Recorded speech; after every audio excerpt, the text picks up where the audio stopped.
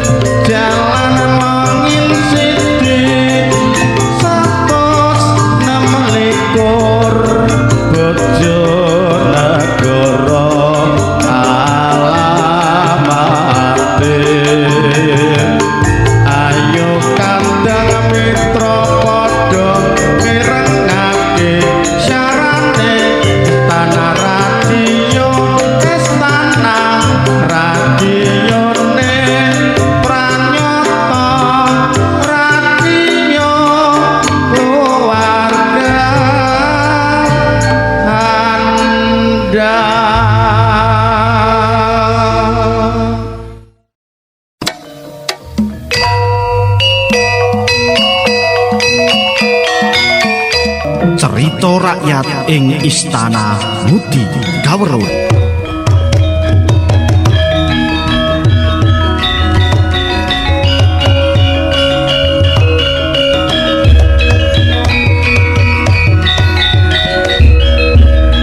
Asal mula terjadinya Kedung Moyo dan Belik Kerincing.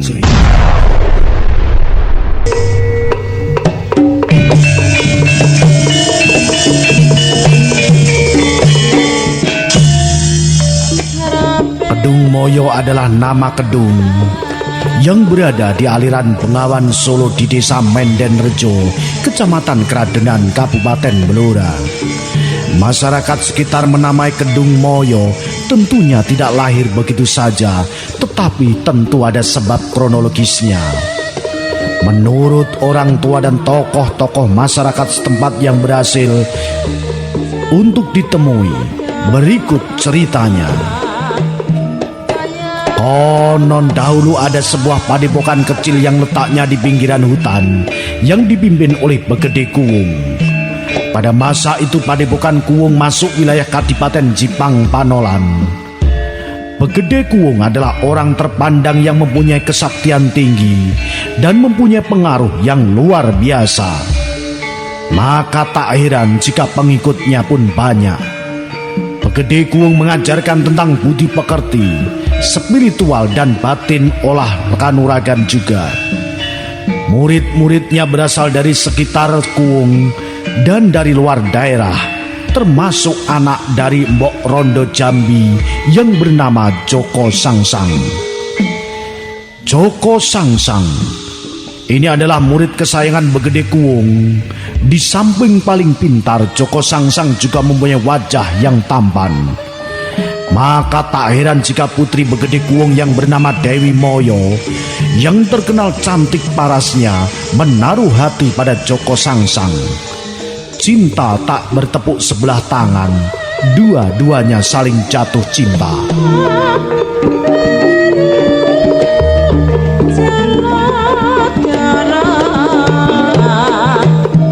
Singkat cerita, di Kadipaten Jipang Panolan, Adipati Aryo Penangsang membuka lowongan untuk menjadi prajurit.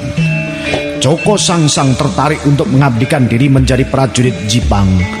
Atas izin dan restu Begede Kuwung dan Dewi Moyo, berangkatlah Joko Sangsang ke Kadipaten Jipang Panolan. Karena cakap dalam olah kanuragan, maka diterimalah Joko Sangsang menjadi prajurit. Setelah beberapa bulan tidak ada kabar berita, hati Dewi Moyo mulai terusik dengan rasa kerinduan.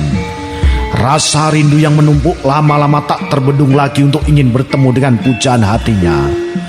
Maka dengan diam-diam tanpa sepengetahuan Begede Kuwung, Dewi Moyo ingin menyusul Joko Sangsang ke Kadipaten Jipang Panolan tanpa pengawal.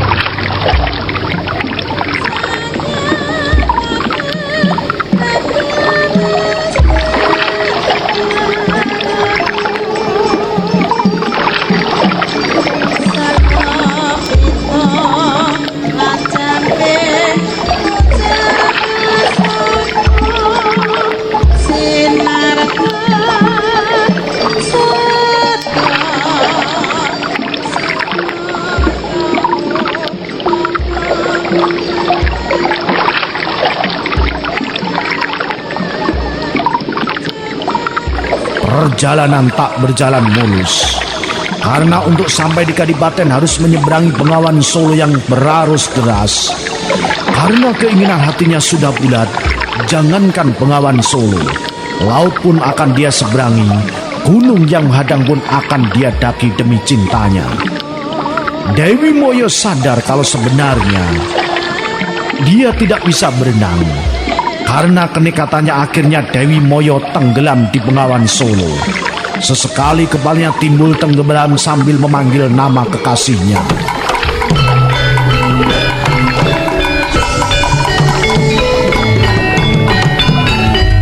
Joko Sangsang yang mempunyai kepekaan batin tinggi merasa resah dalam tugasnya. Kupingnya mendengar teriakan Dewi Moyo yang memanggil-manggil dirinya. Tanpa pikir panjang, Joko Sangsang memacu kuda tunggangannya sekencang-kencangnya untuk bisa menolong kekasihnya.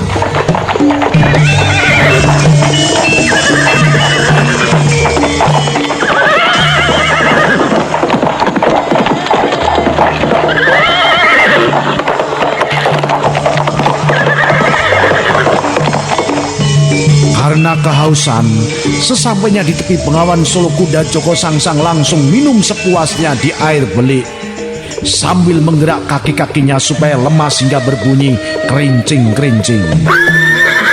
Maka sampai sekarang belik tempat minum kuda tunggangannya Joko Sangsang diberi nama Belik Kerincing.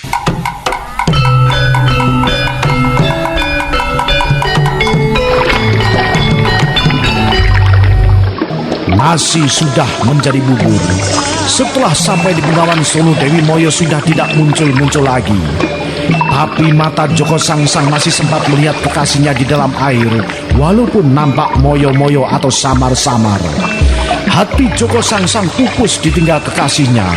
Tetapi karena jiwa satrianya, dia tetap kuat dan tegar menghadapi cobaan hidupnya.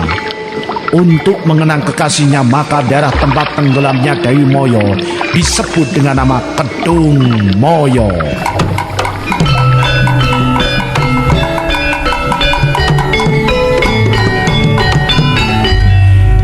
Berasal dari Dewi Moyo dan moyo-moyo atau samar-samar. Meskipun samar-samar, tapi Dewi Moyo masih kelihatan cantik dan manis. Dan untuk mengabadikan jiwa kesatriannya Joko Sangsang, maka pemerintah desa Mendenrejo memberi nama lapangan bola menjadi lapangan Joko Sangsang yang terletak di Dusun Laren, desa Mendenrejo, Kradenan, Kabupaten Blora.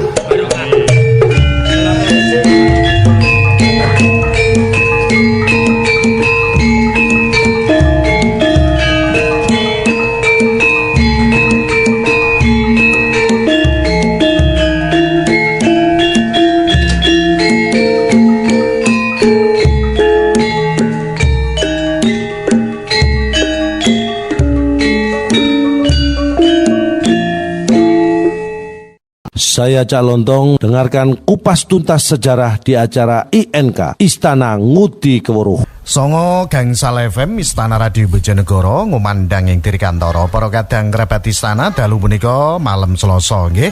Kita sesarengan pinanggihan malih wonten ing acara INK Istana Ngudi Kawruh. Isinipun kita mangke badhe nelesik mengenani sejarah mitos legenda lan cerita rakyat nggih. Mila jenengan sedaya ingkang kersa badhe nderek urun rembug nderek taken mangke dipun sumanggake saged SMS wonten nomor 081 13081 095 nggih, utawi telepon dateng nomor 03 gangsal 3 88 9300 nggih. Monggo kadang-kadang kang badhe mangke nderek sesarengan kita, dene ingkang dalu punika sampun wonten studio, wonten para narasumber menika.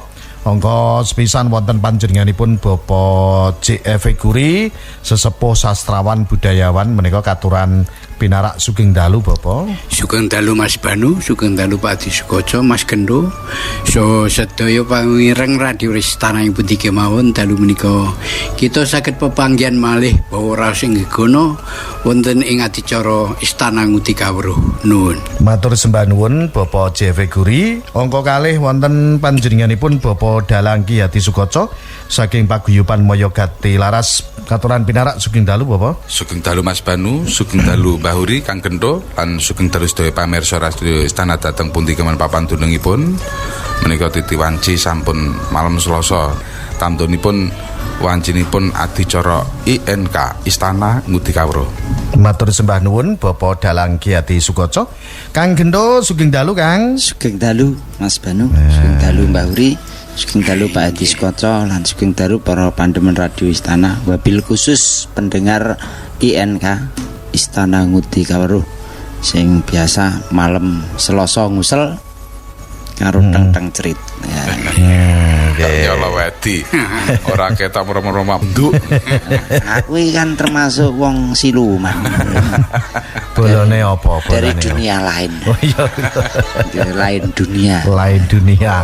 Bisa Mancala Putra Mancali Putri. Mancali Putri. Mancali Putri, Mancali Kemul bareng Mbak.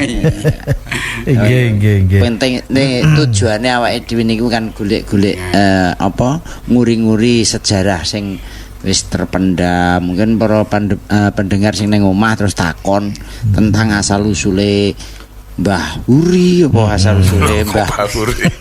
Lah Mbah Huri kan mengandung sejarah kan. Matur sembah nuwun Kang Gento. Iki kadang-kadang kang ngersa badhe nderekaken mangke saged SMS nggih wonten nomor 08 setunggal 30 810 songo gangsal nika nggih. Niki sampun wonten SMS Mbah Huri saking Ki Hajar Sambeng. Napa wonten sejarahe Desa Sambeng Kecamatan Kasiman Mbah Huri ngaten nggih. Sejarahipun nggih namung sejarah desa mboten sejarah menika legenda dongeng.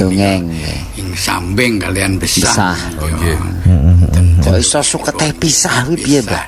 Inggih cerosipun rumiyin wonten menapa menika ilo-ilo. Wontenipun penganten ingkang jugar tegesipun boten tamtu pepanggihan wonten mriku para mila ngawontenaken ilo-ilo nek wong Sambeng karo wong Besah mboten nangsal bebesanan.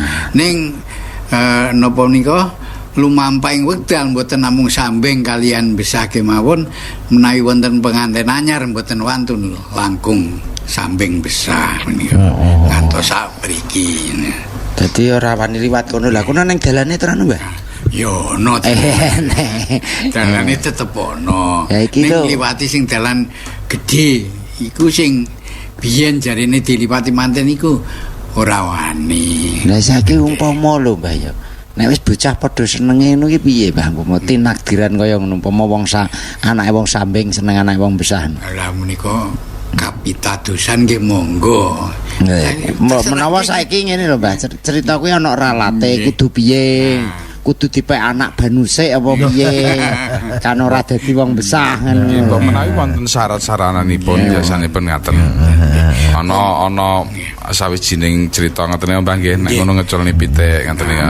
Wong sakmenika kathah to panggenan-panggenan ingkang rumiyin mboten asal pegawe langkung mriku nih sakmenika nggih sampun cabar. Nganten ra lewat kono niki aku ya saiki ya wis biasa. Nganten lewat sawah. Nggih. Wonten desa Ndunan niku rumiyin lembu niku mboten asal nih sakmenika nggih sampun wonten. Nggih. Matur suwun Mbah Huri, lajeng malih menika saking Haril saking desa Deru Sumberjo. Assalamualaikum. Waalaikumsalam. mau tanya sejarah Patih Kebu Iwa dari Bali. Patih Kebu Iwa dari Bali. Wah, nggih mangke dipun rantos nggih. Lajeng malih menika assalamualaikum. Saya Arif Dander, mahasiswa UM Malang, jurusan Pendidikan Sejarah. Mau tanya pada tim INK. Mbah Lancing Kusumo dan Mbah Jalman yang ada di Celebung itu seorang wali atau ulama penyebar agama Islam. Kok makomnya sangat keramat. Konon masyarakat sekitar ada yang menyimpan minuman keras atau arak kalau malam hari gimana nih?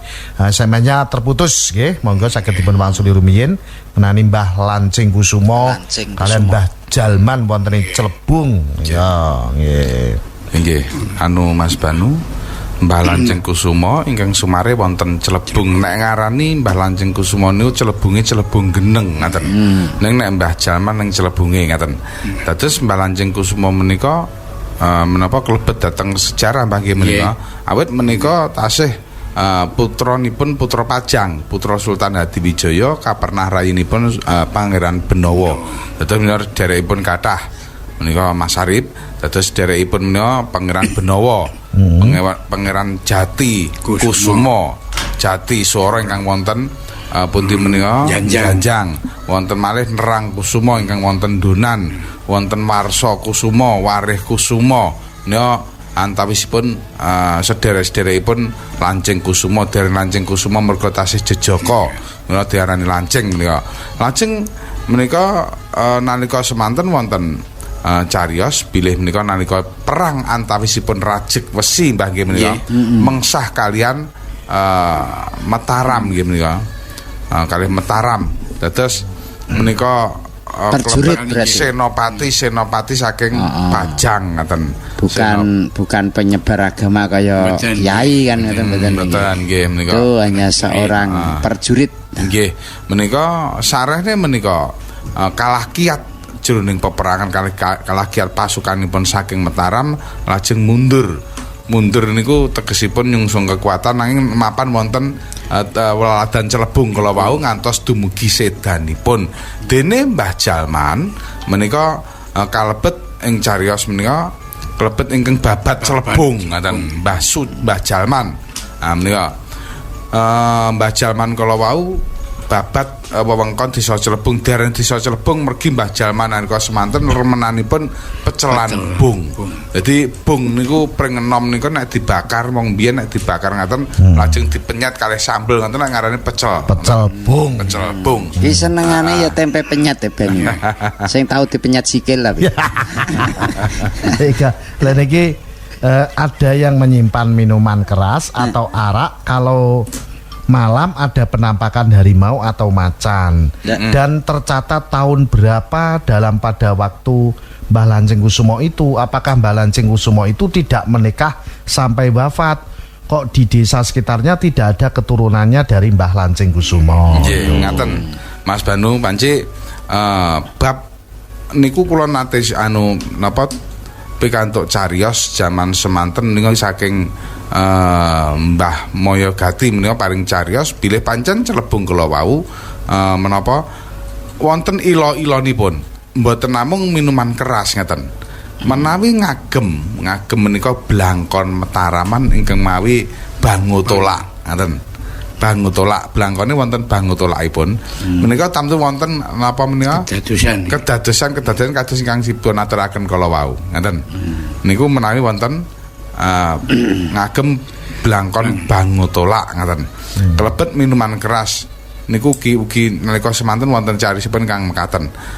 Dene taunipun kinten-kinten menapa menika 1000 gangsal atusan. Sekitar 1000 gangsal atusan ngaten. 100 kawan dasanan. Niku mergi niku jamanipun napa Jipang Panolan tegesipun sampun madegipun Mataram nggih. Mataram ingkang Panembahan Senopati ngaten. Mas Banu.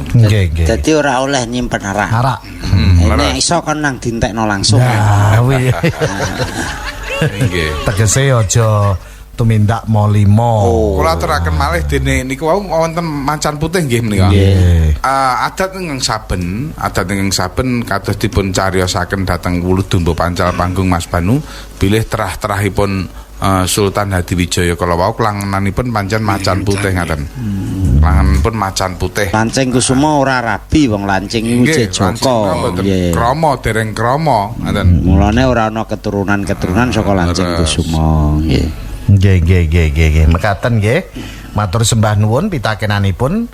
Monggo ingkang kersa badhe nderek telepon nika saged telepon wonten nomor 03 nggih. Menika wonten pitakenan saking Pak Kadi Sudunggayam. Assalamualaikum. Waalaikumsalam. Menika tanglet ngenani Sugeng Dalu tim INK. Nggih. Syekh Kepala Domba. Makomipun dateng pundi niku utawi Syekh Domba lan warsanipun pinten Syekh Domba. Oh, saya wedhus. Syekh Domba Nembe mireng Iya kuwi menika. lagi krungu iki. Aturaken nggih wonten Syekh Domba panjenengan wonten nggih. Dateng Klaten. Menika Syekh Domba menika menawi mboten klantu Jamanipun tasih Pandanaran. nggih muridipun Sunan Pandanaran menawi mboten klantu menika Mas. Nggih. Pandanaran menika lak bupati. Bupati kang wonten Semarang nggih. lajeng lumampah ngantos dumugi Klaten. Nggih laras. Wonten sesambetanipun kalian nami Solotigo, Boyolali, Klaten. Terus menika klebet putra siswanipun Sunan Pandanaran Mas Banu. Oh nggih dateng Bayat niku nggih. Nggih, Bayat nggih. Dados Syekh Domba menika makomipun dateng Bukit Sakaran Desa Paseban Kecamatan Bayat Klaten. Ya ngaten nggih. Menawi mawon caket kalian makomipun Sunan Pandanaran. Nggih. Lajeng malih menika Sugeng Dalu. Assalamualaikum tim INK. Waalaikumsalam. Derek tanglet Bahuri asal usulipun Desa Tinawun Malu napa enten kaitane kalih makomipun Mbah Ronggo Mas Budiono Tinawun. Sejarah Tinawun dereng wonten Mas Ben. Nggih. Mas Sigit wonten Madiun. Assalamualaikum. Waalaikumsalam. Badhe tanglet hubungane Gunung Lawu kalih Mojopahit, Pak. Matur suwun. Nah, Banyak. Ngaten Mas Banu, Gunung Lawu kala wau mboten namung Mojopahit. Hubunganipun kalih keraton mboten namung Mojopahit. Keraton kondang menika. nggih, kondangipun napa Gunung Lawu kala wau sambetenipun kalih Mojopahit awit wonten niku kondang wontenipun Sunan Lawu ngaten. Sunan Lawu menika dipun pitados bilih menika sawijining ratu saking Brawijaya. Mojopahit nggih. Jaman Brawijaya ingkang kaping kalih menawi mboten salah Pandanalas nggih nika. Menika sampun dhateng riku lajeng Raden Gugur ugi dhateng riku. Ugi Brawijaya ingkang pamungkas dipitados ugi wonten riku anunipun ngaten. Dados sambungan Mojopahit awet kondangipun Sunan Lawu ingkang dipun tados menika minangka nata Mojopahit ngakaten Mas Ban. nggih. Dados Gunung Lawu nika nggih tasih wonten sesambetanipun kalian Kraton Surakarta Hadiningrat. Nika tasih wonten sesaji wonten ing Gunung Lawu napa Mas. Nggih. Sugeng Dalu nika saking Pak Saimo. Assalamualaikum tim INK. Nggih. Nomor setunggal Kerajaan Pajang niku pusate teng pundi nggih, Mbah? Napa mawon peninggalanipun?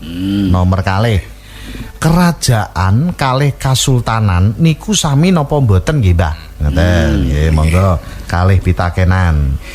Kerajaan Pajang menika wonten lalatan Kartosuro sakilinipun Kartosuro Mas Banu. Dene peninggalanipun sakmenika sampun mboten wonten nggih.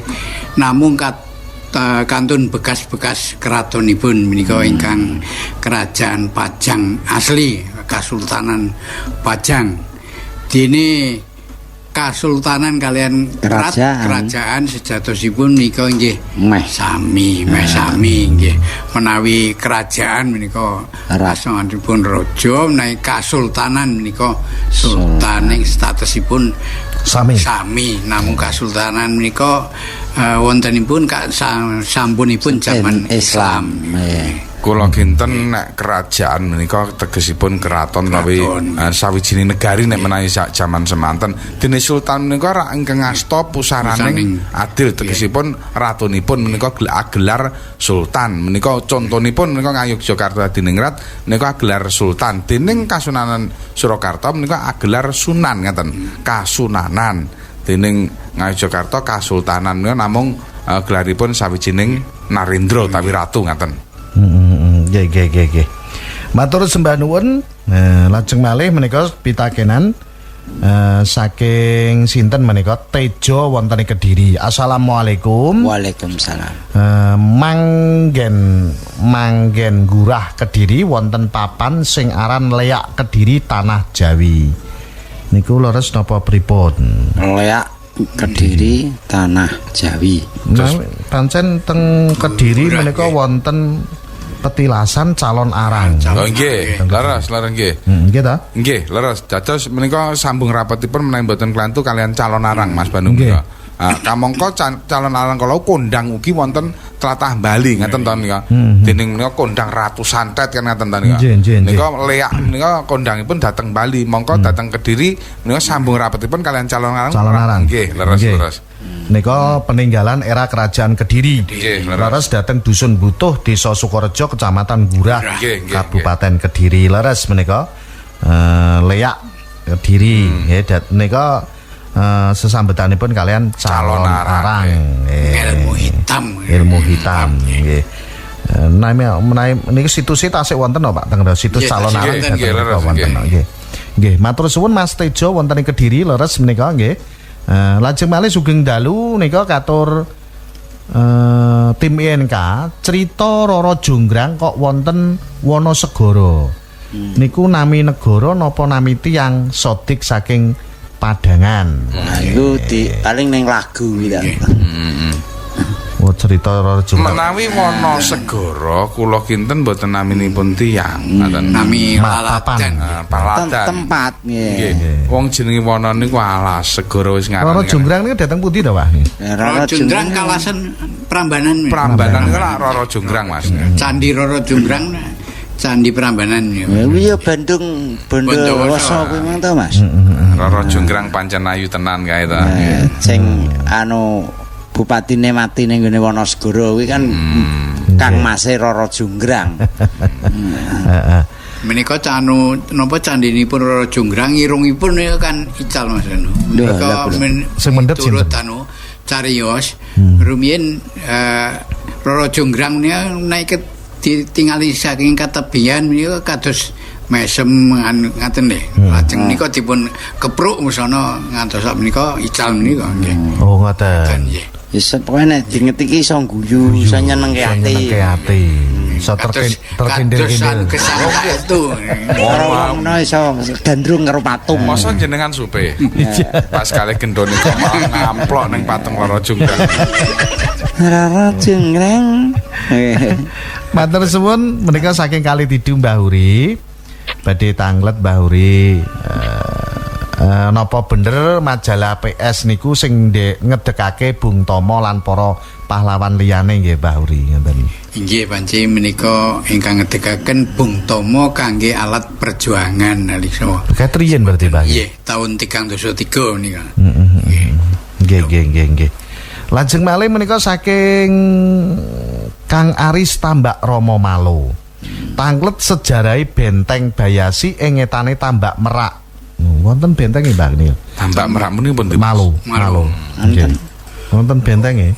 Benteng. Menika napa kados guwa ngoten peninggalan zaman Jepang niku. Oh, ngaten.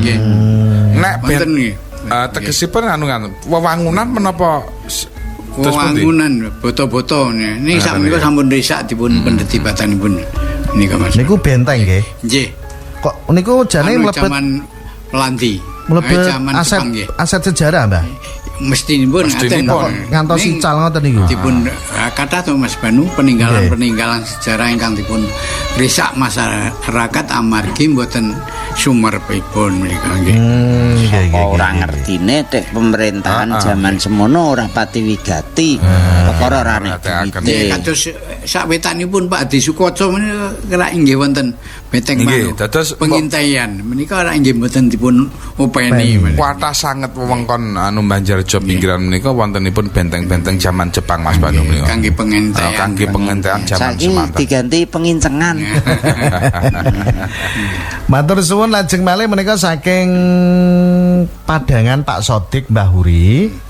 Makomipun Bupati Padangan Tumenggung Prawiro Digdo menika dhateng pundi nggih Mbah Huri?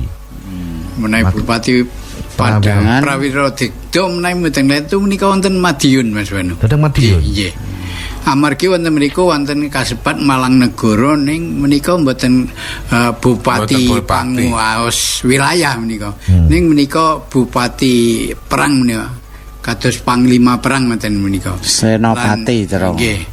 Lan menika kasebat bilih Malangnegara menika saking Bali pranyata menika saking lajeripun utawi keturunanipun ingkang sak menika taksih menika ingkang saking Bali mboten Malangnegara ning menika garwanipun ingkang saking Bali. Ning kondangipun kok Malangnegara ingkang saking Bali menika mboten.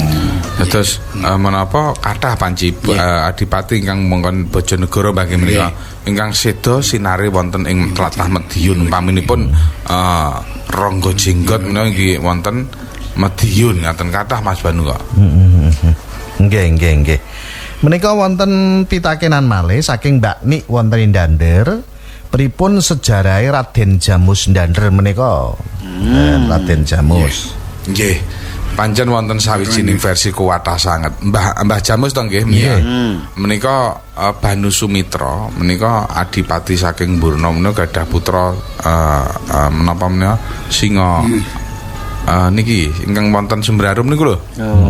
Singa Yuda. Mbah Singa Yuda menika wonten cariyos bilih menika ugi garwanipun Mbah Singa Yuda. Ngaten nggih wonten.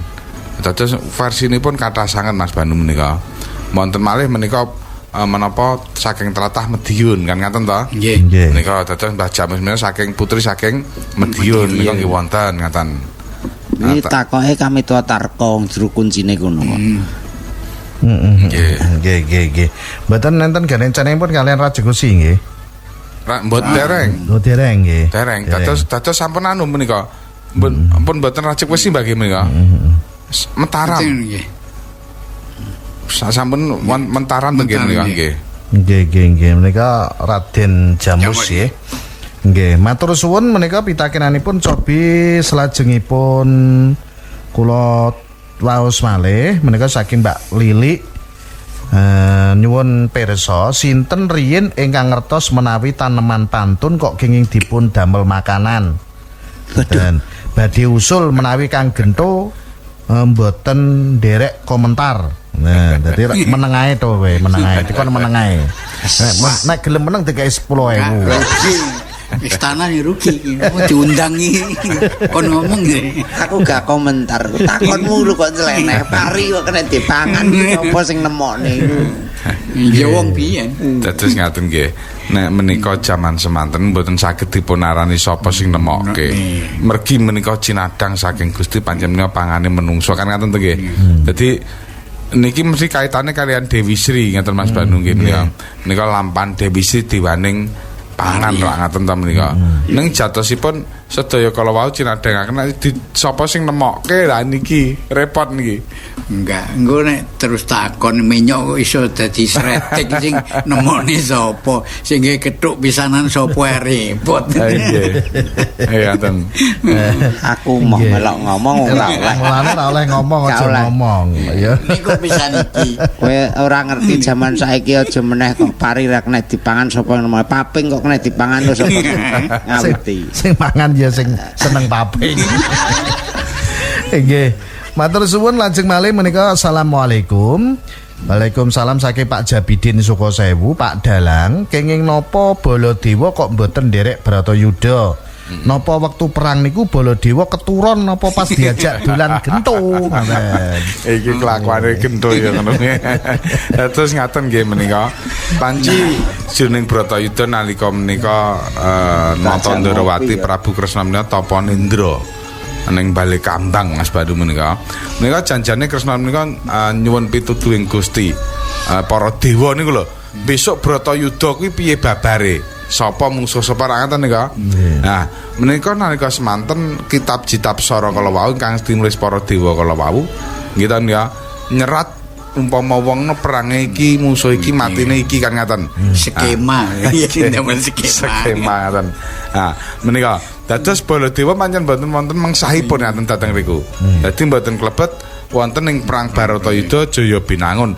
Wonten riku nggih dipun sebataken kathah para menapa satriya menika ingkang mboten klebet dalem Bratayuda Jaya Binangun nanging matine Tawurabon ngaten. Umpamane Antarja ngaten nika. Wisanggeni menika Tawurabon ngaten. Dadi menika dipun tetepaken bilih benjing anak turune bakal mulya kan ngaten ta nika. Nah, Baladewa pancen mboten wonten mila Kresna nalika Bratayuda Jaya Binangun Kresna gadah rekadaya. Sarene dateng Serat Jitapsara mboten wonten Baladewa dipun akal ngaten. Piye Baladewa iki supaya ora melu perang Bratayuda Jaya Binangun. Oh, ngaten. Aku cara sing tak akal dalange.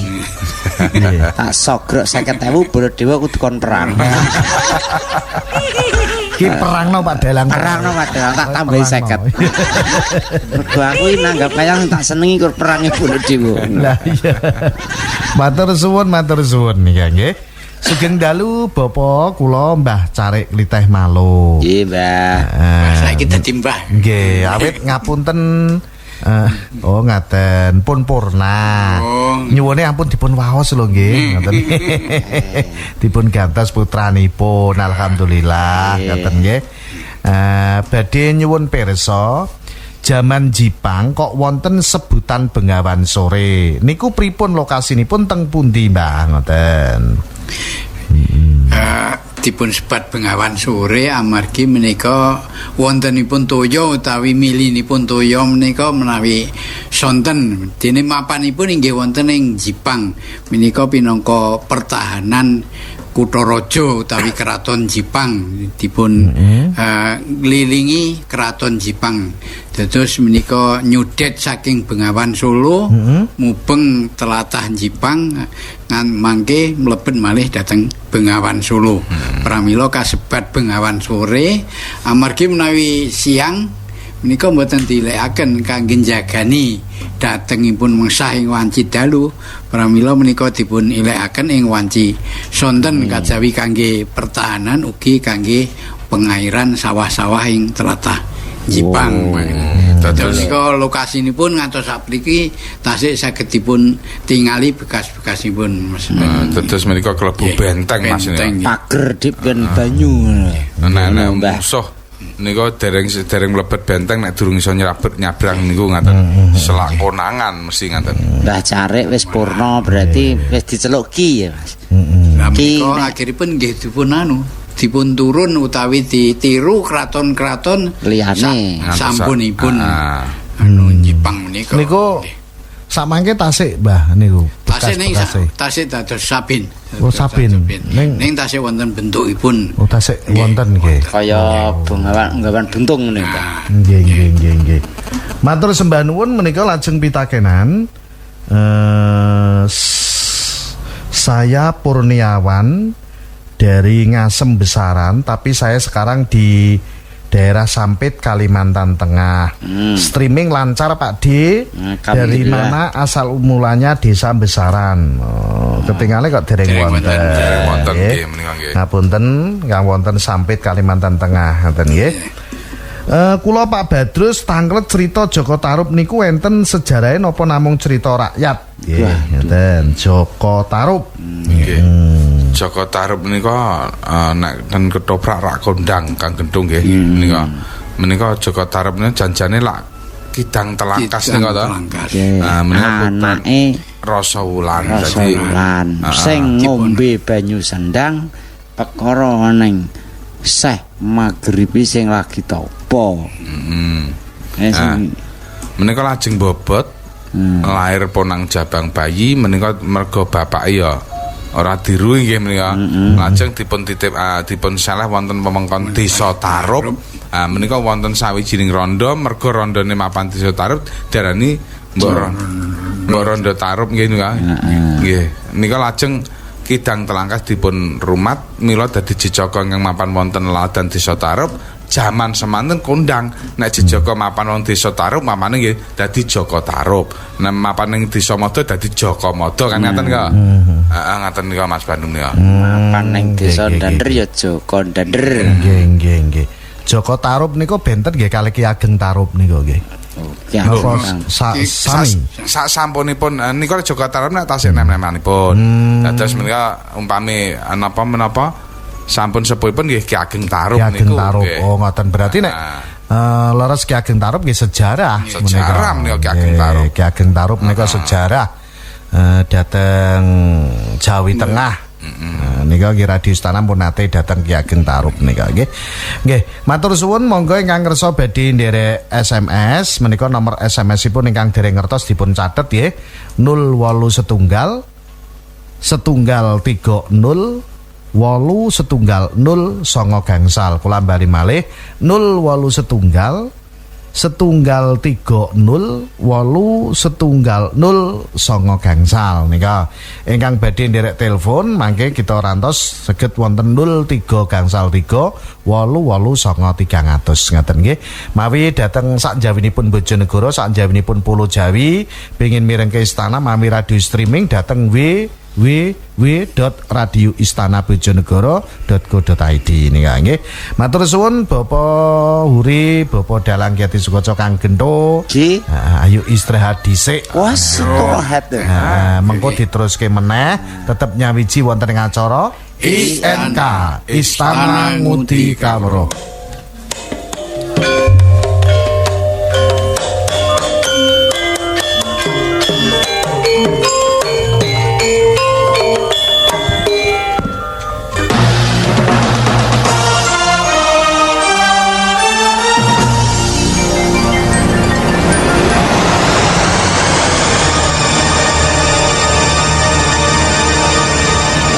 Asal mula Desa Sambeng, Kecamatan Kasiman, Bojonegoro.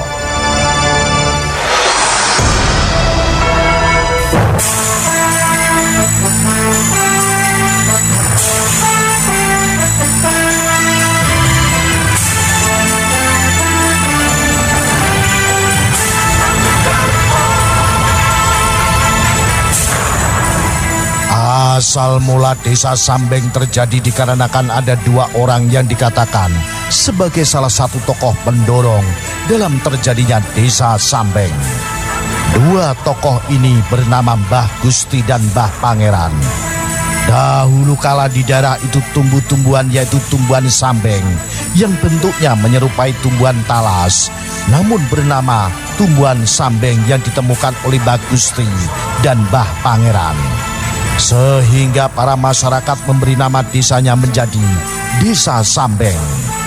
Pada zaman dahulu ada seorang prajurit dari tlatah Kabupaten Bojonegoro yang bernama Cokroyudo.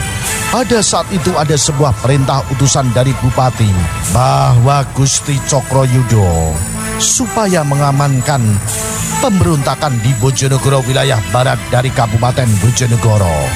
Gusti Cokroyudo berangkat beserta pengikut-pengikutnya menuju wilayah barat Bojonegoro, tepatnya di Desa Mbesah.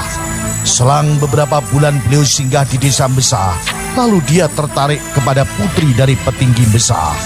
Lalu Gusti Cokroyudo dinikahkan dengan putri dari petinggi Mbesah. Setelah menikah dan berkeluarga beberapa tahun kemudian, pengantin itu meminta izin kepada petinggi Mbesah untuk memberikan tanah kepada mereka. Akhirnya diberikan izin atau direstui oleh orang tuanya dan diberikan tanah yang berada di sebelah barat Desa Mbesah. Pada waktu itu tanah itu masih keadaan hutan belantara. Maka Gusti Cokroyudo terus menebas hutan itu. Di hutan itu banyak tumbuh-tumbuhan yang ternyata ada tumbuhan yang tidak diketahui jenisnya. Bentuknya seperti daun talas tetapi berduri dan kaku. Lalu beliau memberi nama daun sambeng. disaksikan oleh para pengikut dan berkata, apabila ada atau menjadi pedesaan, daerah ini dinamakan Desa Sambeng. Ketika hutan itu telah menjadi pedesaan, banyak penduduk-penduduk dari daerah lain ikut singgah di pedesaan baru itu. Dan semakin lama semakin ramai. Setelah beberapa tahun kemudian, Gusti Cokroyudo telah menjalankan tugasnya untuk mengamankan daerah Bojonegoro, sehingga berlaku sampai berbulan-bulan. Setelah aman, Gusti Cokroyudo kembali ke Desa Sambeng. Setelah lama Gusti Cokroyudo menjalankan tugasnya, beliau merasa curiga kepada sang istri karena melihat tingkah laku istrinya tidak sama seperti yang sebelumnya. Maka terjadi pertengkaran hingga di antara mereka tidak ada yang mengalah, sehingga Mbah Gusti Cokroyudo marah sekali, lalu mencabut pusaka yaitu keris dan ditusukkan kepada istrinya. Ternyata Gusti Cokroyudo merasa menyesal atas perbuatan itu, yang tentunya dia ternyata tidak bisa mengendalikan hawa nafsunya. Kemudian beliaunya ikut bunuh diri bersama istrinya. Sebelum beliau meninggal, ia bersabda, anak dan cucu-cucuku tidak boleh meniru saya. Maka antara warga Desa Sambeng dan warga Desa Besah tidak boleh menikah.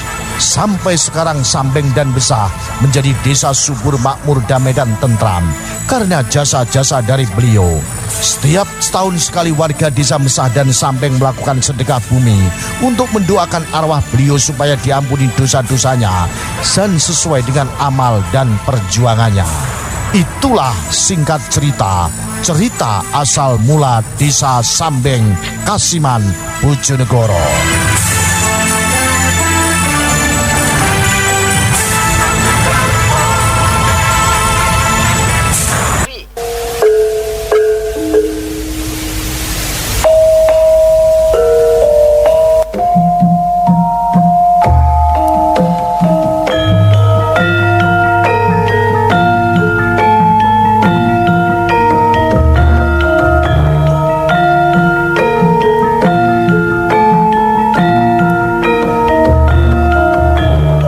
Cerita rakyat ing Istana Ngudi Kawruh.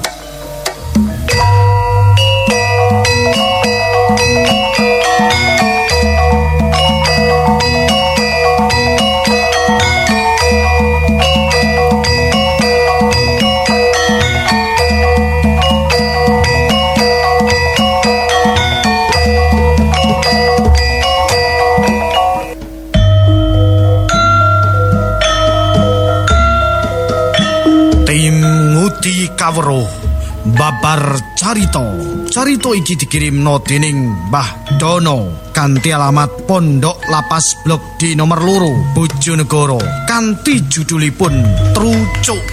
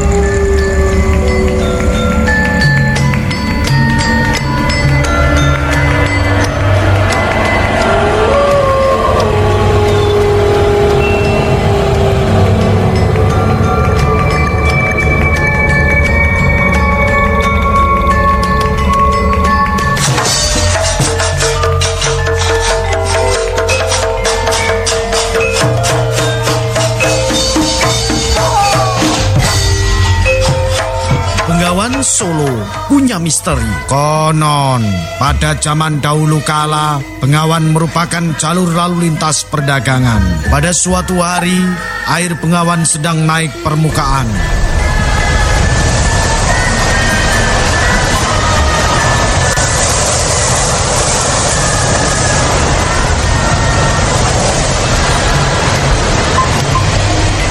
Hal itu terlihat jelas dikarenakan ada buih dan sampah organik yang terbawa arus air.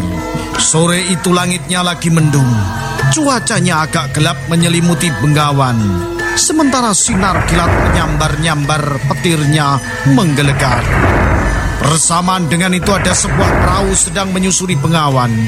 Penumpangnya ada 5. Mereka membawa barang dagangan. Dikarenakan cuacanya tidak bagus, mereka bermaksud menginap di Banjar langganannya. Ini kata si pemilik kedai. Loh, ada sayembara apa toh? Tanya seorang pendatang.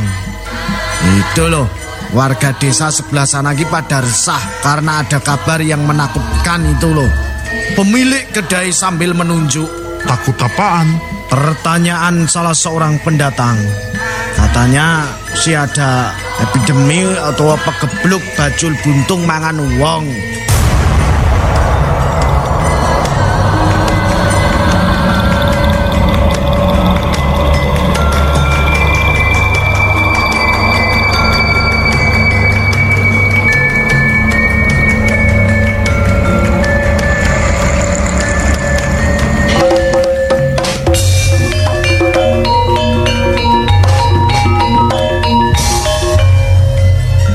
Setelah mendapatkan barang dagangan dari pasar Padangan, salah seorang pedagang tinggal di Banjaran itu, sedangkan lainnya melanjutkan perjalanan pulang ke Sedayu. Pedagang itu bernama Danu Citro. Dia adalah pemuda kaya raya suka menolong orang susah. Danu Citro telah jenuh dengan pola hidup mewah di lingkungan keluarganya. Ia mencoba hidup sesederhana dengan cara berkelana. Dengan modal kesaktian, Danu Citro mencoba ikut sayembara menangkap bajul buntung semata untuk menenangkan keresahan masyarakat. Ia mengajak bocah setempat untuk menemani sambil dijadikan saksi. Setelah mempersiapkan segala sesuatunya, Danu Citro berangkat berjuang menenteramkan masyarakat setempat, yaitu warga desa yang dilanda teror bajul buntung siluman.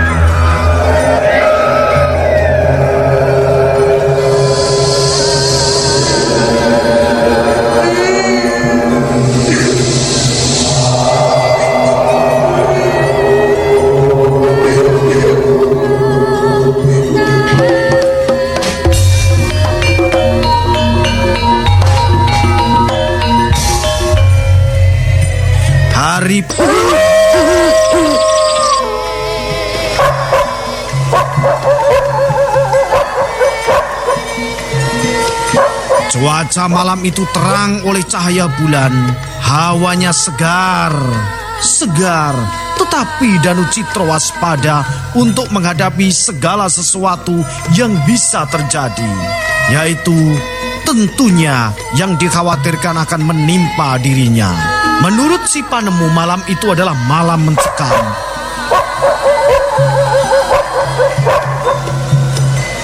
Karena berada di pinggiran Bengawan, selagi mengawasi permukaan air Bengawan, datanglah angin malam berdesir.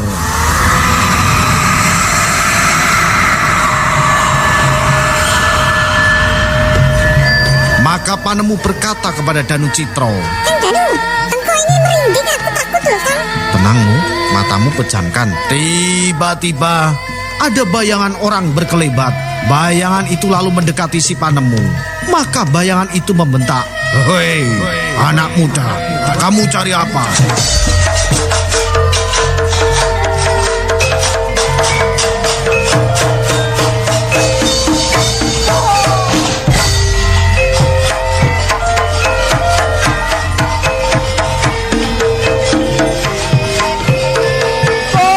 Panemu terkejut, jantungnya hampir copot. Panemu mulutnya terkunci, tiada bisa berkata. Di pagi hari warga digembarkan oleh tangisan seorang wanita yang ditinggal mati suaminya. Danu Citro menjadi terenyuh melihat sikap masyarakat yang selalu menghubung-hubungkan dengan hal-hal yang tidak jelas juntrungnya.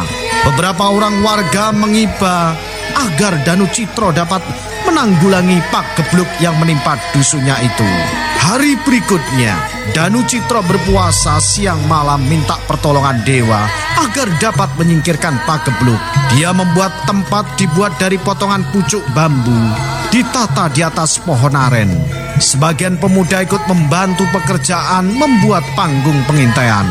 Warga setempat sangat berharap epidemi atau pagebluk dapat segera reda dengan tenang seperti keadaan sebelumnya. Pada saat malam hari, Danu Citro ditemani Panemu mengintai biang pagebluk dari atas pohon oren tua.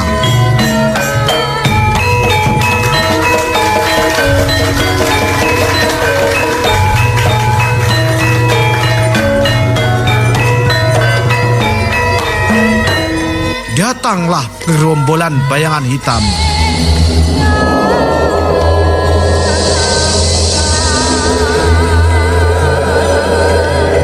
Setelah dekat ternyata hanya celeng biasa. Berikutnya, di pinggiran bengawan muncul bajul buntung dari dalam air. Pelan-pelan naik ke daratan.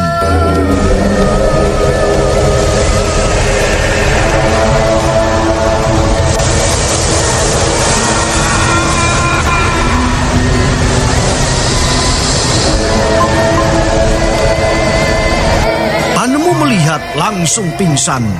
Bajul buntung itu ternyata bisa melepas kulit tubuhnya. Aneh.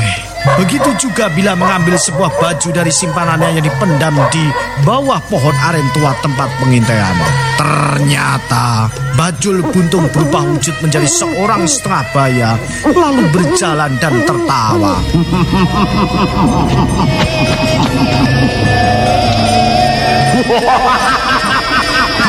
Dalam sekejap Danu Citro meloncat dan mencegat orang siluman bajul buntung itu. Hei, berhenti! Orang siluman bajul buntung memandang tajam bagai akan menerkam. Namun Danu Citro segera naik ke pucuk pohon aren tua. Maka orang siluman bajul buntung itu tidak bisa naik pohon. Bajul siluman pada akhirnya terbakar oleh cahaya matahari dan lenyap bersama embun pagi. Sedangkan Danu Citro ketiduran di pucuk pohon aren tua sampai dibangunkan penduduk. Sejak saat itu kawasan itu disebut Terucuk.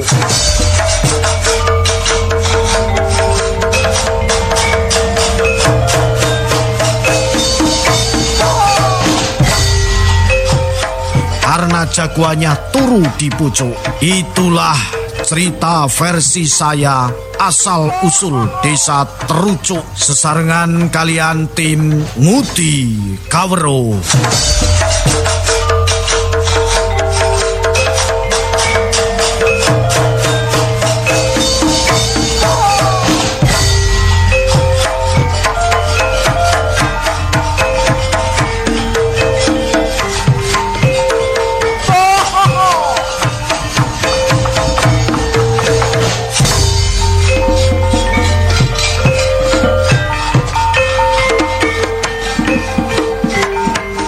Saya Cak Lontong, dengarkan kupas tuntas sejarah di acara INK Istana Ngudi Kawero.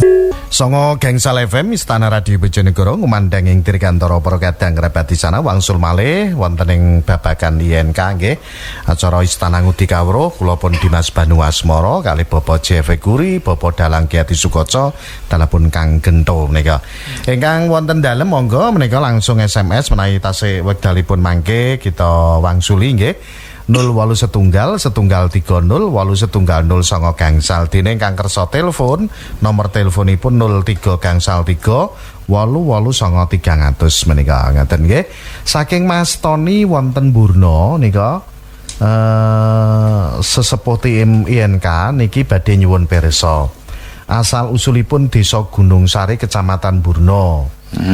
Nomor kalih sak menika teng mrika wonten sendang kali sumur ingkang wonten kandungane lirang. Nika sanjange wonten ula naga. Wah, leres napa mboten? Sing jelas ula sawer. Iya, sawer ki ya ula. Gunung Sari. Gunung Sari ki sak urunge mbabat. Wonten Bong Cina sing digawe lapangan tau tak nggone turu Terus 4 wulan Gedong. gedong. Ning kono ki yo kenal Pak Kasbi, Kaji Karsun, Zaman riyen. sampai saiki Oh, iya. duluran nyedulur.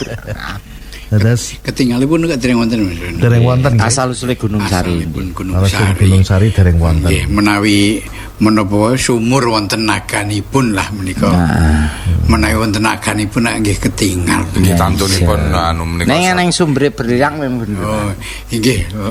Menawi sumber belirang niku kathah wonten. Nggih. Kathah menika. Nggih, wong aku angger awan mancing bethik. Mampu Ngurine nirang. Pak Kasbi kono. Dados ngaten nika anu sawijining mboten kok terus wujud naga niku mboten. Iya. Nah menika wujud gaib ngoten dados nika. Ning kono ana Mbah Kendil. Memang enek.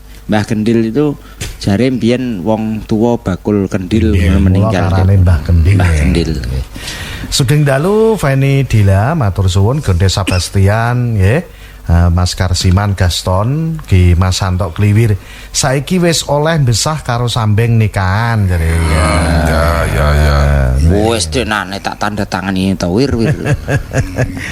Sugeng dalu Mbah Huri sak kanca saking Bapak Wiwit Wilang Kanor kula tanglet wonten daerah Maibit Rengo kok wonten makomipun Patih Nambi niku pripun asal usule sing ngunjungi kok lumayan kathah saking Tlintu dusun. Kula kok dereng ngertos nggih. Lah yo mampu Nggih. kok ora aku. Iya, ora yo ora aku ya. Iki padahal sing ro wong Pilang. Ya, yo Pilang. Oh, Pilang Kanor. Iya Maipit. kan yo Pilang Kanore cedhek nek karo Kanor ya. Iya, takono anu Sesu Bakir Lawa Ijo. Maibit kok wonten makamipun Makam. Saka Lenglung. Sok mriku kok mboten wonten tiyang trios iki. Nggih. Nggih. Dateng sebelah pundi Bu nika, Pak nggih? Maibit Maibit menika pun makom napa petilasan kan Petilasan. Nggih. Matur sembah nuwun lajeng malih menika wonten sinten menika? Ayah saking Temayang nyuwun pirsa. Sejatine Bekulun Batari Durga kali Dewi Arimbi niku ugi Dewi Rengganis. Pak Dalang Mbah Huri priye iki maksude piye? nggih. apa sing diarani Batari Durga lan Dewi Arimbi ugi Dewi Rengganis. Iki takone piye to ki, Yas? Sejatine piye iki? Enggak ngerti. Nyata mawon Betari Durga niku nggih saking Betari Uma ngaten men. Betari Uma menika garwanipun Bathara Guru. Arimbi Nggih. garwane Werkudara. Werkudara. Dewi Rengganis menika cerita wonten ing daerah Jember. Leres. Dados menika dijawab ngaten mawon Mas Banu nggih. Nggih. Niki ingkang dipun maksud kala wau Raden Purbaya, nggih. Raden Purbaya utawi Kinambi ngoten lho nggih ingkang wonten Maibit nika nggih. Leres dateng komplek pemakaman umum wonten Rengel nggih. Rengel maksudipun Mboten berarti mboten Maibit ya. Nggih, wonten leres menika dateng niku wonten makomipun sebelah sisih wetan ini Kali Ngerong nika wonten Cungkup Kuno nika makomipun makom Pangeran Purbaya. Pangeran Purbaya menika saking Pajang to nggih. Pajang, Nggih. Nika kagungan turun putra. Pajang. Nggih. Kagungan putra wonten Kanjeng sampun wangsul-wangsul dipun aturaken nggih. Kados dene Pangeran Sendang Kusuma utawi Kiai Nambi menika dateng puncak pegunungan Maibit Rengel. Nika mboten Patih Nambi, Mboten ning Kiai Nambi. Mila menika Nggih. Kados dene pancen putranipun nika kok dateng seratan nika kathah wonten Kanjeng Ratu Hati Prabu ingkang dipun makomaken dateng Krapyak Yogya. Pangeran Masadipati Pajang. Terus Pangeran Pringgobaya Mbah Nanggul niku nggih wonten Jegula. Terus Kusuma Yuda tawi Kiai Abdul Jabar wonten Singgahan. Terus Kiai Sambu tawi Pangeran Jayakusuma ingkang dateng Lasem. Terus Pringgo Kusuma tawi Kiai Mojo ingkang dateng Mojosoko. Oh, dateng Mojosoko niku Pringgo Kusuma nggih. Terus Pangeran Sendang Kusuma tawi Kiai Nambi wonten Maibit Rengel. Terus Pangeran Pringgondani tai Kiai Karangkali Soko. Terus Pangeran Selomanik Cirebon, Pangeran Ngisa niku nggih, Kiai Ngisa niku nggih. Terus wah kathah niki nggih. Anake akeh. Akeh. Kuwi bojone Sito. Iki kan Sultan Pajang nikah karo Ratu Mas Cempaka duweni putra 11 kuwi mau lho to. Putrane 11. Untung biyen urung ning bal-balan. Termasuk Pangeran Purbaya. Pangeran Purbaya nggih. Niku leres nggih. Mboten patih nambi ning Kiai Nambi. Nambi Patih Nambi niku sambetanipun kalian Majapahit. Menika sambetanipun kalian Keraton Pajang. Nggih, tetep sederek kalian Pangeran Purbaya. Nggih tasik sederek kalian Mbah Nanggul Karangkali Mas Banu menika mestinipun Pangeran Ngisa gadah putra Pangeran Ngisa gadah putra Pangeran Purbaya gadah putra termasuk kelebet Mbah Pringgondani Mbah Pringgobaya menika ngaten. Dados ngaten. Menika keluarga saking Pajang gamanganipun ngaten. Nggih. Terus saking Joko Tingkir tapi Sultan Hadiwijaya ngaten. Nggih. Nika Kiai Ngisa menika dateng Logawe ya Sawan Rengel. Nggih, Pangeran Ngisa. Nggih, Pangeran Kiai Ngisa atau Pangeran Wiyoso. Nggih, leres. Kiai Muhammad Isa atau Mbah Musa niku makomipun dateng Logawe Sawan Rengel. Berarti Rengel niku kuwata sanget nggih. Kuwata sanget. Nggih, kathah sanget. Sauritipun Benawi pokoke gampangane ngaten. Nggih. Matur suwun menika. Ngoten Mas nggih. Nah, lajeng malih menika pitakenan saking Rudi. Assalamualaikum, waalaikumsalam. Badhe tanglet di desa saya Menilo ada pesarian Mbah Pendek. Mbah Pendek napa Mbah Pendek? Niku piantun saking pundi nggih Mas Gento? Jenengan takone Kang Gento. Kon depes. Kata-kata depes. Apalem ya. Apalku kan depes ngincengan. Nggih. Mbak saking Pak Dalang nggih. Nggih, Mbah Pendek menika kondang Mas Banu dateng pembakan Menilo. Napa menika kalebet penapa penderek ngaten lho. Dadi penderek umpama wong abdi dalem apa-apa ngaten nika. Dadi jaman semanten piyambakipun jan pancen pengpengan ngaten. Mbah Pendek menika. Dadi sawijining abdi dalem saking sawijining keraton ngaten Mas Bani Mbah Pendek niku. Niku makome sebelah pundi? Nek mbiyen niku kelebet urutane niki lho Kang Gento wonten margi sing nyebal saking Kali Kethek niku lho. Nah, niku terus nggih. Mas Anwar Sumberjo ngenani Sunan Geseng sanes sedal kula aturaken ngeten nggih wonten critanipun sampun nggih. Zuri wonten ing Kadungrejo Kecamatan Burno, sejarah terciptanya penanggalan Jawa Asapon niku des pundi Pak Dalang. Sopo sing nyiptakno? Kok cuma 5 gak 7 kaya jeneng-jeneng dina, Pak? Nggih. Ngaten Mas Banu, Asopon nggih menika. Menika lak hijrah nggih menika. Dados menika zaman Sultan Agung. Menika zaman Majapahit niku patokanipun rak penanggalan niku lak Surya. Nggih. Menika mawi patokan aboge ngeten. Dadi alip tahun pertamane alip nggih menika Rebu Wage tampane tahun. Nah, zaman Sultan Agung menika mbok menawi sampun ginaris dadi perubahan zaman ngeten. Perubahan zaman menika wonten tondo-tondo alam sing ndadekke usuke sawijining napa menika alam nika dadi zaman bumi mungkin. Zaman Sultan Agung saking Surya kala wau diangge patokan rembulan mila maju sedina. Maune patokane Surya jaman Majapahit menika dados patokane rembulan dadi alip sing maune Rebu Wage dadi alip Asopon tegesipun alip Selasa Pon ngaten maju sedina ngaten Mbak Uri nggih ya jamanipun zaman Sultan Agung ngaten nggih sing gawe tak duduhi nggih nanggalan ya percetakan. Matur suwun, lajeng malih menika saking Mas Rangga, dukuh ploso lanang campur Bojonegoro wonten sejarahipun napa dereng wonten ploso lanang. Dereng. Nggih, matur suwun. Sambirata lho iki jeneng anu tok to. Jeneng wit-witan tok. Jeneng wit-witan. Nah, ploso lanang Sambirata. Terus Lah iki ya kuwi loro kuwi. Nek Semanding bakalan iki. Lah Semanding kuwi ya jejer Semanding. Oh, jejer Bakalan. Jejer Bakalan. Lah nek Bakalan sejarah Bakalan kan. Wah, Bakalan kuwi kan yo Ya bakalan. Ya bakalan. Bakalan ngono ya. Bakalane wong poh pinoh tok kok kono kuwi. Iya. Nggih. Matur sembah nuwun menika pitakenanipun nggih. Salajeng malih menika saking Arda wonten ing Kediri. Syekh Abdul Muryad Bakalan Kediri. Lha iki ya bakalan to. Niku ulama dari mana asal usulnya. Oh ya, ini saya sudah punya referensi nggih.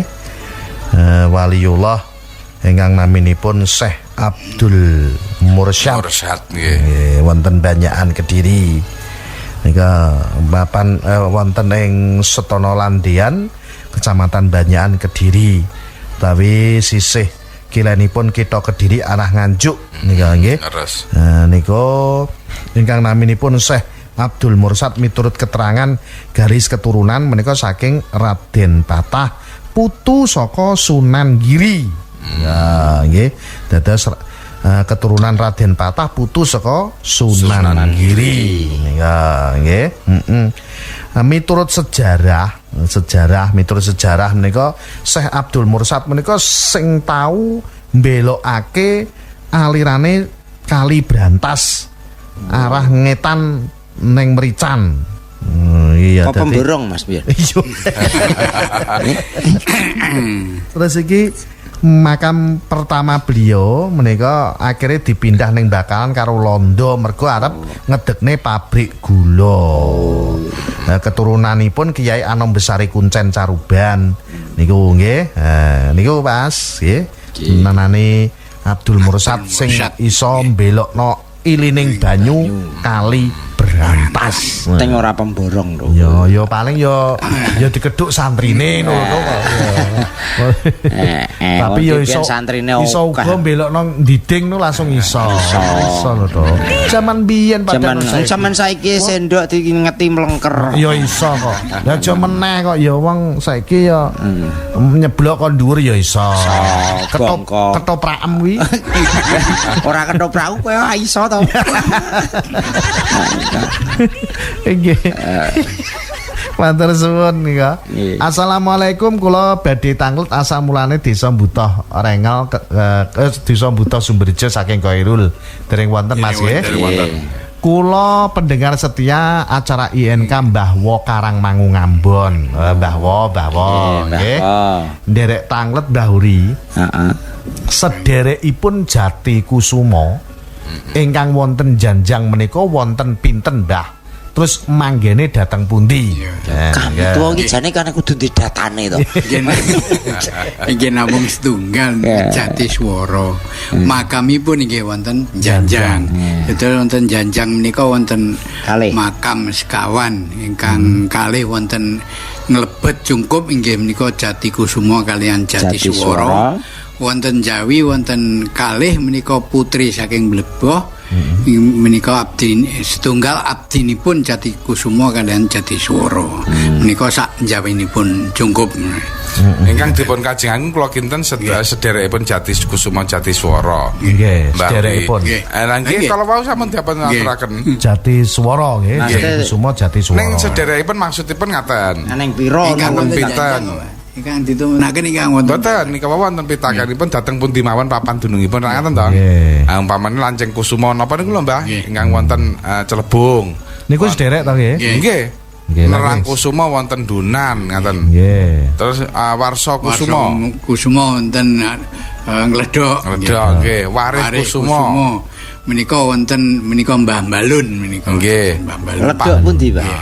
Ledok Sambong. Wonten malih Pangeran Benawa ingkang sepuh piyambak nika. Nggih. Niku Mbah Wo nggih. Dados Jati Kusuma, Jati Swara, Waris Kusuma. Mboten Layang Kusuma, Layang Swara. Wah, opo? Layang iki. Lah kula dadi Layang Seta, Layang Komite. Layang Seta, Layang Komite. Iki bagiane Kang Gento. Jati Gento mboten Layang Gaden. Layang Seta lha kok setane ngono kae to. Jati Swara, Jati Kusuma, Lancing Kusuma, Nerang Kusuma, Waris Kusuma, Warsa Kusuma, Pangeran Benawa. Niku Mbah Wo dulur-dulure. Pun catet. ingkang wau Mas Banu, Pangeran Purbaya kala wau, trah saking Pajang nanging saking urutaken Pangeran Benawa ngaten. Ngoten nggih. Atau urutan saking Pangeran Benawa ngaten. Trah Pangeran. Nggih. Nggih, ning menika saking trahipun Joko Tingkir iki nggih. Nggih. Sultan Adiwijaya nika nggih. Nggih. Benawa rak nggih putranipun Joko Tingkir. Nggih. Matur sembah nuwun nika pitakenanipun Mbah Wo. Wonten ing Mbah Wonten Karangmangu Ngambon. Pak Rahmat Setiono Lasem Rembang. Selamat malam tim INK. malam. Mau tanya Mbah Huri Pak Dalang, apakah kerajaan Jipang masih ada kaitannya dengan kerajaan Lasem pada zaman dahulu nggih, Mbah? Ngoten. Nggih panci wonten malah wonten ingkang nyebataken salah setunggalipun versi bilih Arya Jipang menika utawi Arya Penangsang natos wonten ing Lasem menika. Panci wonten sesambetanipun antawisipun Jipang kalian Lasem. Nggih. Wonten nggih? Wonten. Nggih. Tapi anu ya Mas, nek mati dipikir kaya Arya Penangsang kan Bupati Kondang. Sik cara ngono cek turune ratu ya. Nanging kok makome ya ngono kae ya awake dhewe liwat. Iya. Mampir wong ora ning omah. Iki anak sentelpon. Sugeng dalu. Nggih. Kuntoro pengen panggil Mas Huri. Saking sinten niki? Saking sinten? Kuntoro. Suntara. Wonten pundi? Mas Huri niku dari sampean. Halo. Pun anu Pak sing biasa ngono. Kula tanglet niki sinten? Suntara. Kuntoro. Saking Saking pundi? Lebok kulon. nah Wonten menapa ingkang dipun takenaken? Lagi panggil Mas Huri riyen. Lho, Nggih. lha nggih napa ingkang dipun takenaken? nek panggih mriki. Pundi Pak Mas Huri? Lho, Lho, lha Nggih, pripun. Ya nggih. Niki Pak Mas Huri sing Nggih. nggih sami mawon. Napa nika ingkang dipun takenaken? lah Pak Mas Huri eling kula mboten. lho. Lho. Lah niki ingkang dipun takenaken napa menika? Kula dereng takok, kula niki kan badhe tangkep Pak Mas Huri saking Padangan nggih. Nggih. Pak Mas Huri tasih inget Muntoro mboten. Muntara inget nggih, Humas. Ya. Lah badhe tanglet napa niki?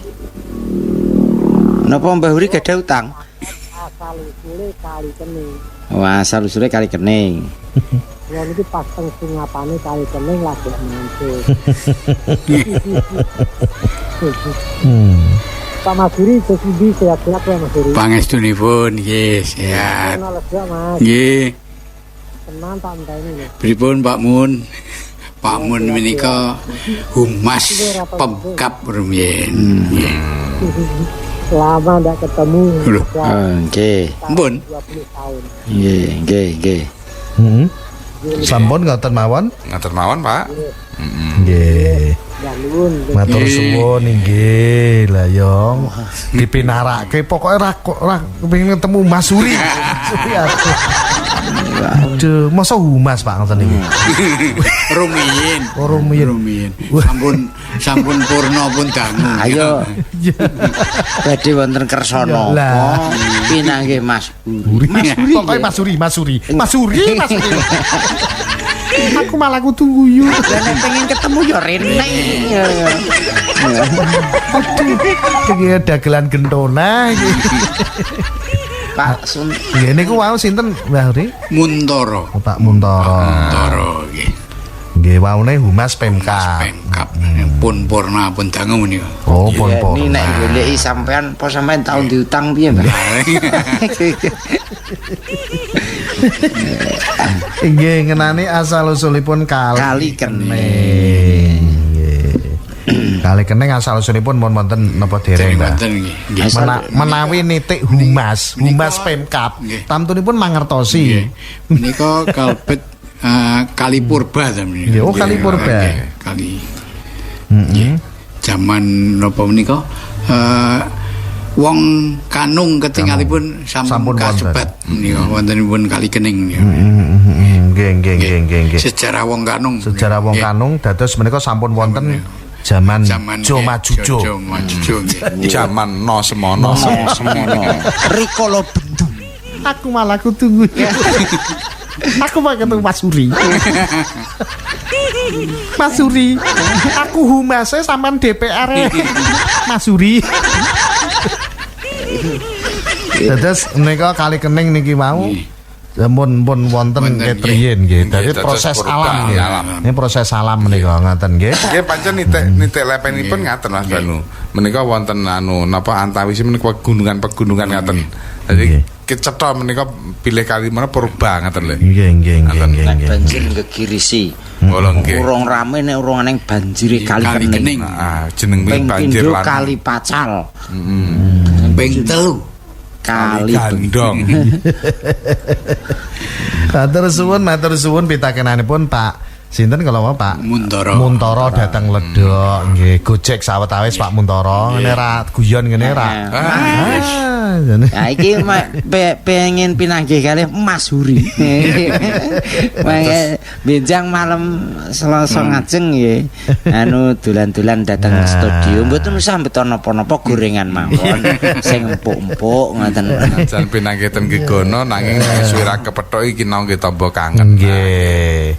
Nika candhaipun saking Pak Abimanyu Kalisumber Tambakrejo. Assalamualaikum tim NK. Waalaikumsalam. Mbah Huri Jipang lan Bengawan Sore sak menika tetapipun daerah pundi Mbah Huri?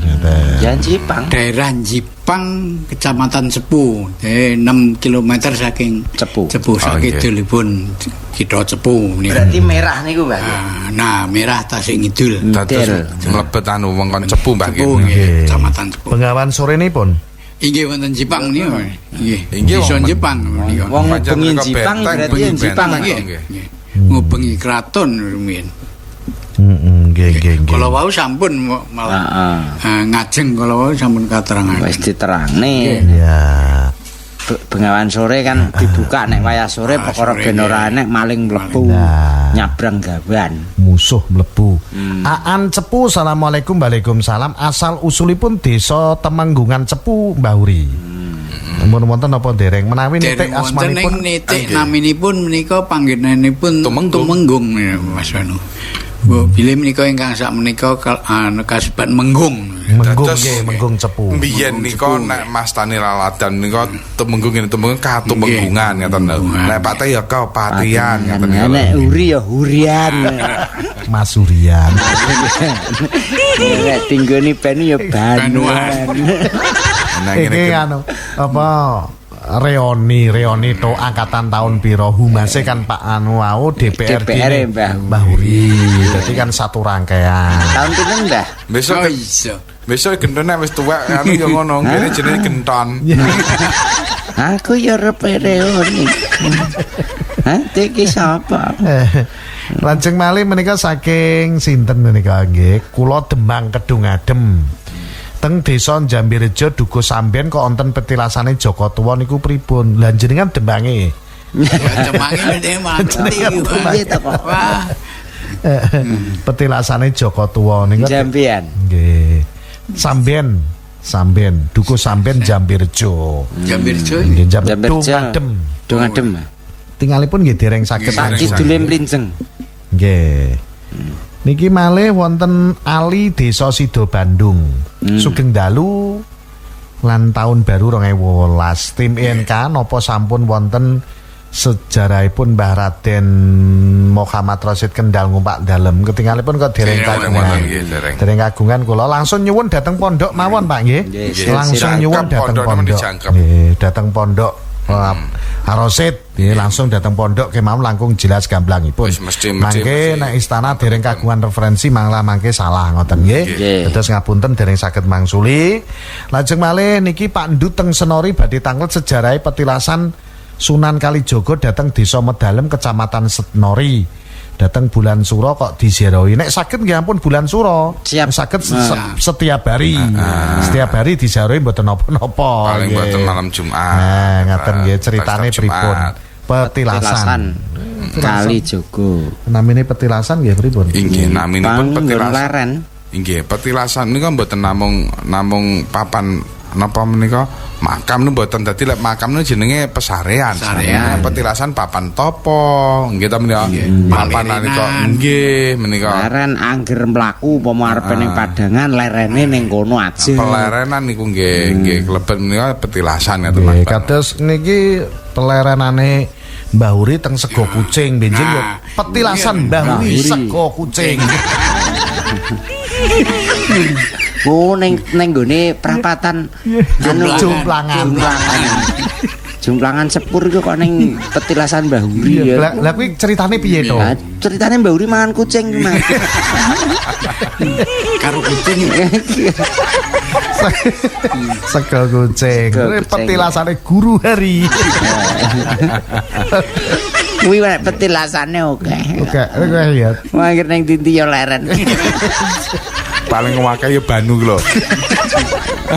Iku mau kan dikabarke jare sing pitakon ning bareng watu iku wis diperjelaske watu Arab. Mboten menika Mbah Mas Guru Hari malah mirsani jaman semanten mboten seratan Arab Mas Banu menika. Jawi kuno. Tapi sang sekerta ngoten lho. Dados mboten tulisan Arab. Tulisan Arab. Saged dipun waos. Sampun ical nih, sampun ical. Watune pun ical. Di warga mriku dipendet tiyang Tuban. Burat moko ngoten. Oh, ngoten. Paling sing ngoten nggih. Matur suwun kadang Sutrisno kerabat di sana, gandeng wekdalipun menika mboten anyekapi. Sabibaripun menika mangke kita badhe nggiraken sandiwara radio sahur sepuh menika nggih. Nika wonten ingkang telepon cobi kula tampi sugeng dalu. Halo, nggih, matur suwun menika nggih, ketinggalipun pedhot tengah dalan nggih. Mas Uri. Nggih, niki saking Klina Sekar, kula Gita. Badhe tanglet sejatine Raden Cakrawibawa kalih Ki Derpayuda menawi awon nggih. Ki Derpatrasa niku tasik sedereke nggih. Napa mboten? Terus niku enten sejarahe mboten napa namung cerita rakyat nggih, Pak? Nggih, Mbah Derpayuda manjen kondang. Dadi sawijining cerita rakyat menika kondang Mbah Derpayuda ingkang ngayonaken Dewi Gendrasari jaman semanten ngantos piyambake tapa Mas Banu. Tapa menika natos ndadosaken napa getering alam nganti ngetokke Prabowo. Wong tapane rak sila. Sila sikil tengen menika ndadosaken metu sumberipun milih dadi Kali Pacal. Sisi sikil kiwa menika ndadosaken Kali Gandong. Mila ngantos ndadosaken napa menika pas prasetya napa-napa nika dados ngaten endi sing antarane Kali Gandong menungsa utawa wong sing ning antarané Kali Gandong karo Kali Pacal menika dadi wiji ngeten.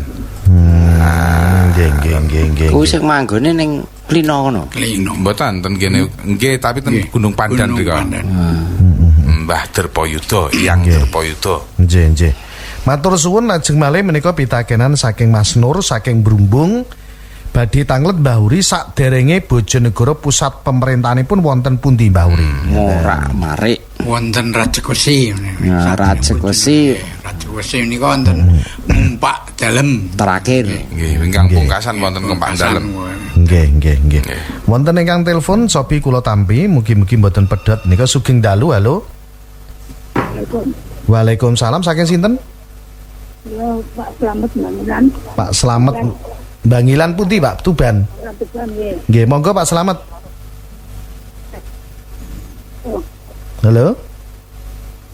Halo Pak Slamet. Aduh. Halo Pak Slamet. Halo. Ketinggalipun pedhot Pak Slamet nggih. Selamat. Pak Rahmat Setiono Lasem Rembang, tim INK pun wonten ceritane babat Lasem, kalau ada mohon disiarkan secara langsung nggih. Sanes sedal Pak Rahmat nggih dereng saged nggiyaraken ngenani babat Lasem, mangke sanes sedal kita aturaken gandeng proses editing dereng saged kula lampahi menika nggih. Sampun wonten. Jane pun wonten ning dereng saged kula aturaken sanes sedal matur suwun Pak Rahmat Setiono wonten ing Lasem Rembang. Pandemen setya INK saestu menika. Pemerhati budaya, pemerhati sejarah. Nggih, matur suwun nika kados ngaten ingkang kita suwun nggih. Antu nggih menika. Bojonegoro nggih ngaten jane. Malah kok Lasem, warga Lasem ingkang wigata saya Bojonegoro ngendi iki? Wah, pasti ana jan luar biasa. Kok seneng. Apene sing ape nggih pengen melok sejarah.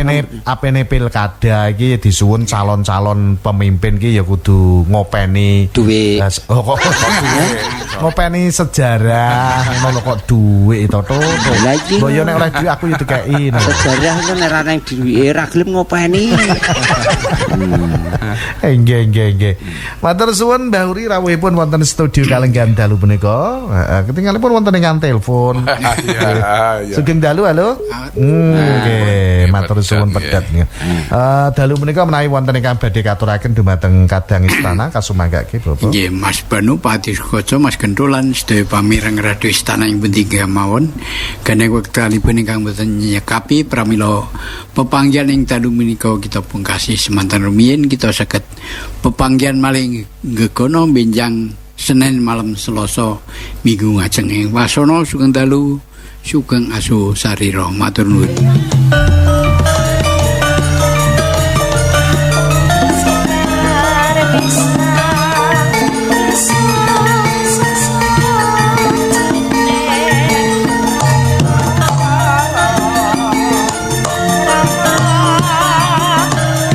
Matur suwun Bapak J.V. Guri sejarawan ki panjenenganipun sastrawan, budayawan, panjenenganipun ki wartawan senior, nggih menika tilas anggota dewan. Kabeh kok gawe wan ya. Nggih leres. Nggih jutawan, nggih dermawan. Nggih wan. Sing penting aja sego kucingan. Ning jembatan. Matur suwun Bapak J.V. Guri nggih. Lajeng angka kalih Bapak Dalang Ki Adi Sukoco menawi wonten ingkang badhe katuraken kasumanggake. Inggih, Mas Banu Mbah Uri kang Gendolan sedaya pamirsa radio istana dhateng pundi kemawon papan dunungipun tamtunipun wekdal ingkang misahaken kula saha panjenengan wonten adicara INK dalu menika. Pramila menawi wonten kirang langkung tumpang saha penanggen kula matur nyuwun ing samudra pangaksama. Wong kang wicaksana yaiku wong kang tansah eling marang labaning para luhur. Bangsa yang besar adalah bangsa yang menghormati jasa-jasa para pahlawannya. Jas merah, jangan sekali-kali melupakan sejarah. Usana sugeng dalu, sugeng aso sarira, rahayu ingkang sami pinanggih. Nuwun.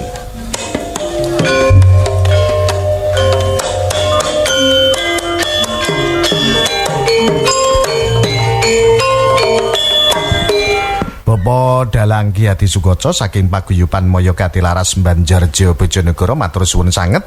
Kang Gento. Dalem Mas. Mulih apa turu kene? Ayo mesti mulih to. Ya. Tapi mulih nang ndi? Nah, kuwi lho, ngalor ngidul ngulon ngetan. Nah ya wis pokoke kok mulih sak temoke Mas paling bener ya mulih ning mae dhewe.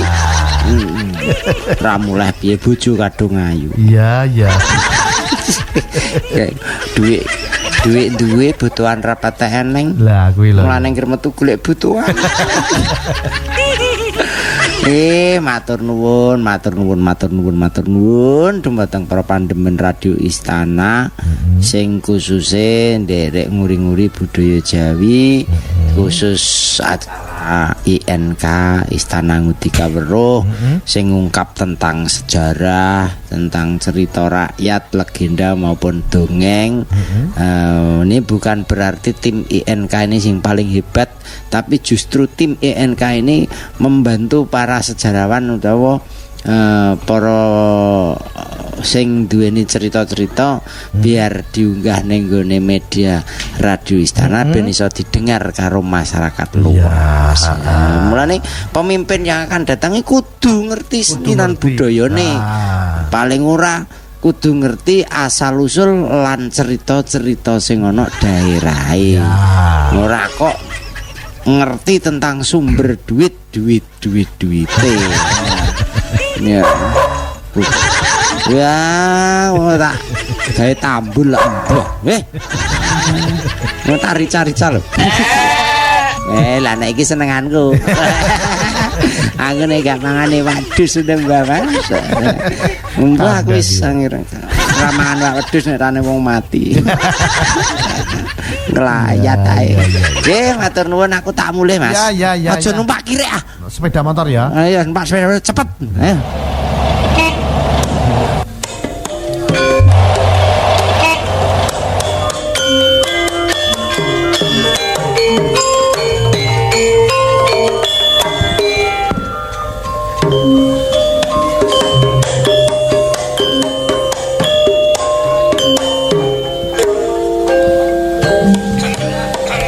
Kadang kula seni Kang Gento matur suwun menika nggih. Pancen Radio Istana FM menika papan panggenanipun budaya nggih. Menika jenengan menawi kagungan kersa mantu sunatan pengin nanggap wayang kulit dalangipun Ki Hadi Sukoco. Menika siap nggih. Komplit nggih sak sound sistemipun, sak panggungipun. Pengin nanggap ketoprak monggo wonten nggih. Pengen nanggap campur sari istana wonten, elektone wonten, band wonten komplit nika jenengan monggo rawuh mawon dateng studio Radio Istana ing Jalan Mungin Sidi 126 Kitha Bojonegoro tawi sambetan kula piyambak 08 gangsal kalih 3383 Ingkang ngagungan cerita-cerita asal usulipun desa-desa panjenengan monggo dipun kintunaken mawon dhateng studio Radio Istana FM ing Jalan Mungin Sidi 126 Bojonegoro nggih. Pak Sunario, Pak Ika ingkang wonten dalem ngawon ora-ora sugeng dalu menawi katen ben midhangetaken ngoten nggih. Busana sugeng dalu sugeng aso sarira lan nuwun.